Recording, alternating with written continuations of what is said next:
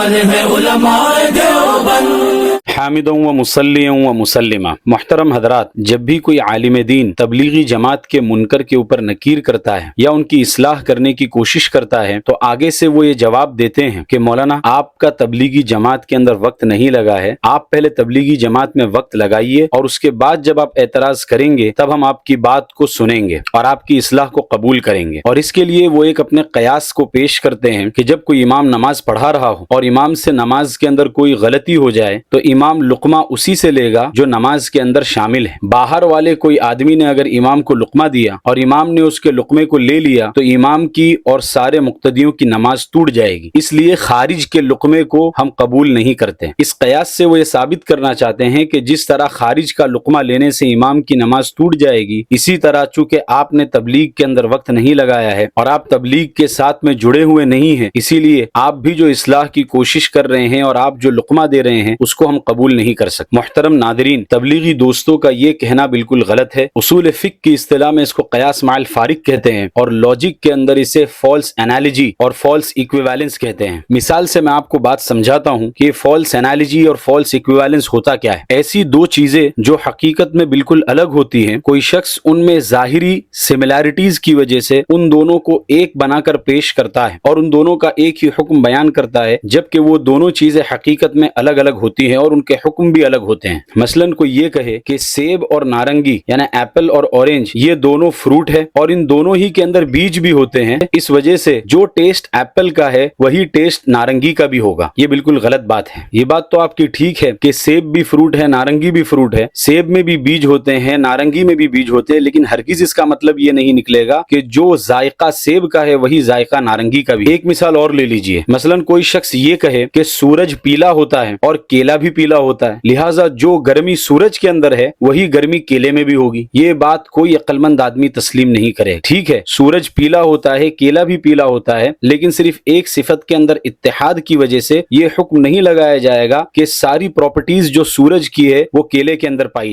جائیں۔ بھائی سورج کے اندر جو گرمی آ رہی ہے وہ نیوکلیئر فیوژن ری ایکشنز کی وجہ سے ہو رہی ہے۔ کیلے میں کون سے نیوکلیئر فیوژن ری ایکشنز ہو رہے ہیں جو آپ کیلے کو سورج پر قیاس کرنے لگو؟ بالکل اسی طرح نماز کے اندر جو تلقی من الخارج کی وجہ سے نماز فاسد ہوتی ہے وہ اس وجہ سے ہے کہ نماز ایک ایسی عبادت ہے جس میں بندہ اپنے رب کے ساتھ ہم کلام ہوتا ہے۔ تبلیغی جماعت کے مروجہ اعمال کے اندر بندہ کب اپنے رب سے ہم کلام ہو رہا ہے کہ اس میں تلقی من الخارج کی وجہ سے آپ کا کام خراب ہو جائے گا۔ ایک آخری مثال اور دیتا ہوں جس سے بات بالکل واضح ہو جائے گی۔ کوئی شخص یہ کہے کہ مچھلی ایک جانور ہے، گھوڑا بھی ایک جانور ہے، مچھلی کی بھی دم ہوتی ہے اور گھوڑے کی بھی دم ہوتی ہے، لہٰذا جس طرح مچھلی تیر سکتی ہے گھوڑا بھی تیر سکتا ہے۔ ظاہر سی بات ہے یہ دلیل بالکل بے تکی ہے۔ آپ کو یہ مثالیں سن کر لگ رہا ہوگا کہ میں کس طرح کی بھونڈی مثالیں آپ کے سامنے پیش کر رہا ہوں، لیکن حقیقت کے اندر قیاس مع الفارق کہتے ہی اس کو ہے۔ کسی ایسی دو چیزوں کو جو حقیقت میں جدا جدا ہیں ان میں ظاہری سملیرٹیز کی وجہ سے یہ کہنا کہ جو ایک کا حکم ہے وہی دوسرے کا حکم ہوگا، اسی کو قیاس مع الفارق کہتے ہیں اور قیاس مع الفارق باطل ہوتا ہے اور اسی کو فالس انالوجی اور فالس ایکویویلنس بھی کہتے ہیں۔ ہمارے اس مسئلے کے اندر تبلیغی احباب بھی اپنے دعوت کے کام کو نماز پر قیاس کرتے ہیں۔ اگر کوئی شخص نماز پڑھا رہا ہو اور امام سے غلطی ہو جائے تو وہ باہر والے سے لقمہ نہیں لے سکتا، اگر اس نے لقمہ لیا تو اس کی نماز ٹوٹ جائے گی۔ بالکل اسی طرح دعوت کے کام کے اندر جو لوگ لگے ہوئے ہیں اگر ان سے کوئی غلطی یا چوک ہو جائے تو وہ لوگ باہر والے سے لقمہ نہیں لے سکتے۔ یعنی اگر کوئی عالم دین ان کی اصلاح کرنے کی کوشش کر رہا ہے یا ان کے منکر پر نکیر کر رہا ہے تو وہ اس سے اصلاح نہیں کروا سکتے، وہ اس سے لقمہ نہیں لے سکتے۔ یہ بھی ایک فالس ایکویویلنس ہے، جیسے کہ مچھلی کو دیکھ کر گھوڑے پر یہ حکم لگانا کہ گھوڑا بھی تیر سکتا ہے۔ علماء کے لیے میں ایک نقطہ رکھتا ہوں، جس طرح مقیس علیہ علت جامعہ اور حکم ہوتا ہے، یعنی جو علت مقیس علیہ کے اندر ہوتی ہے ہو بہو وہی علت مقیس کے اندر تلاش کر کے مقیس کو مقیس علیہ پر قیاس کیا جاتا ہے اور وہ حکم جو مقیس علیہ کا ہے اس کو مقیس کے لیے ثابت کیا جاتا ہے۔ بالکل اسی طرح مفترق انہو علت فارقہ اور حکمین متباینین بھی ایک چیز ہوتی ہے، یعنی جب مفترق کے اندر کوئی ایسی علت فارقہ مل جائے جو اس کو مفترق انہو سے بالکل جدا کر دے تو ان دونوں کے حکمین متباینین نکالے جاتے ہیں کہ مفترق کا حکم الگ ہوگا اور مفترق انہو کا حکم الگ ہوگا۔ لہذا دعوت کا کام اور نماز یہ مقیس علیہ نہیں بلکہ مفترق انہو ہے جن کے درمیان علت فارقہ موجود ہے، لہذا حکمین متباینین نکلیں گے کہ دعوت کے کام کا حکم الگ ہوگا اور نماز کا حکم الگ ہوگا۔ اب کچھ فرقوں کو ہم ذکر کر دیتے ہیں۔ پہلا فرق یہ ہے کہ نماز منصوص ہے،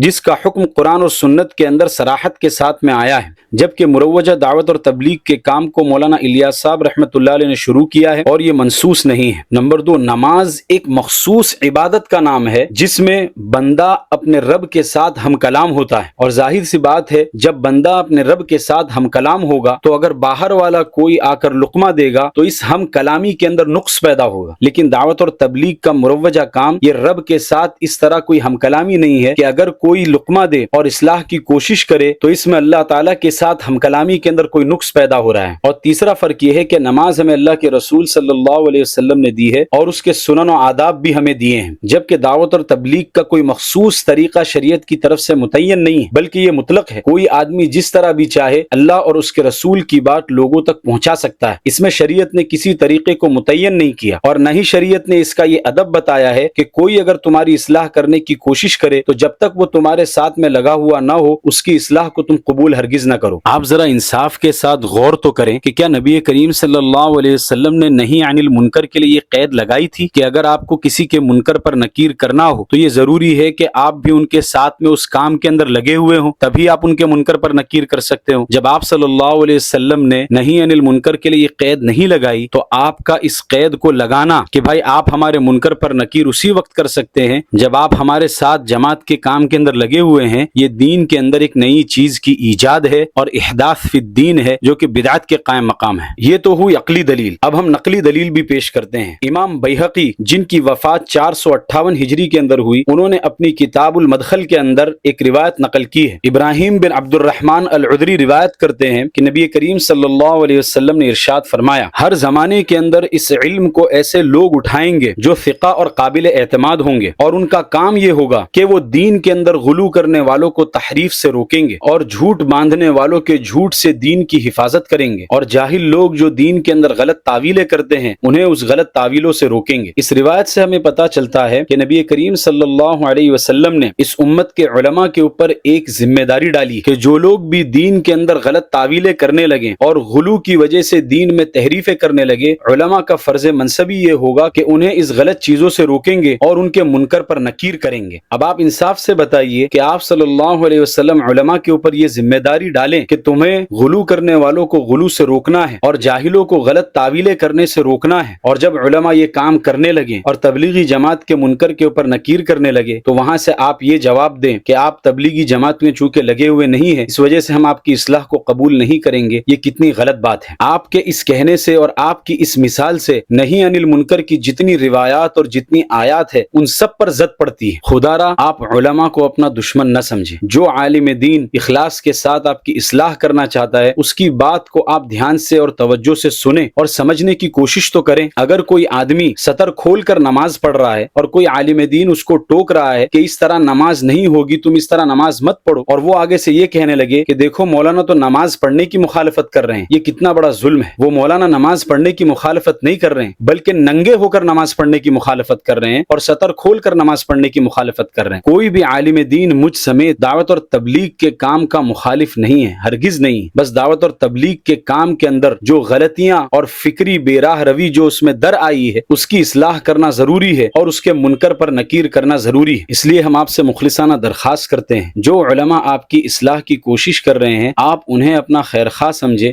معاون سمجھے، انہیں ہرگز مخالف نہ سمجھے۔ یاد رکھے کہ جب بھی کوئی آدمی اپنی اصلاح کرنے والے کو مخالف سمجھ لیتا ہے تو اس کی اصلاح کا دروازہ وہیں پر بند ہو جاتا ہے۔ آپ ایک بچے کی مثال لے لیجئے، آپ کا بچہ اگر باہر راستے کے اندر کوئی غلط کام کر رہا ہو اور پڑوسی نے آ کر اس کے بارے میں آپ کو اطلاع دی کہ آپ کا بچہ فلاں فلاں غلط کام کر رہا تھا، تو آپ اس کا احسان مانیں گے یا پھر آپ اس کو دشمن اور مخالف سمجھیں گے؟ اگر آپ اس کو دشمن اور مخالف سمجھ رہے ہیں تو یہ آپ کی بہت بڑی بھول ہے۔ اس نے تو آپ پر احسان کیا ہے تاکہ آپ اپنے بچے کو غلط چیزوں سے روک سکے اور اس کی اصلاح کر سکے۔ ہماری آپ سے درخواست ہے کہ اپنی اصلاح کا دروازہ ہرگز بند نہ کریں۔ ذالک ذکریٰ للذاکرین، یہ نصیحت ہے نصیحت ماننے والوں کے لیے۔ ھذا وصلی اللہ علیہ وسلم۔ نہ طالب تعریف ہے نہ طالب منصب، نہ طالب دینار ہے علماء دیوبند، اسلام کے غمخوار ہے علماء دیوبند، آقا کے وفا وفادار ہے علماء دیوبند، اسلام کے غمخوار ہے علماء دیوبند۔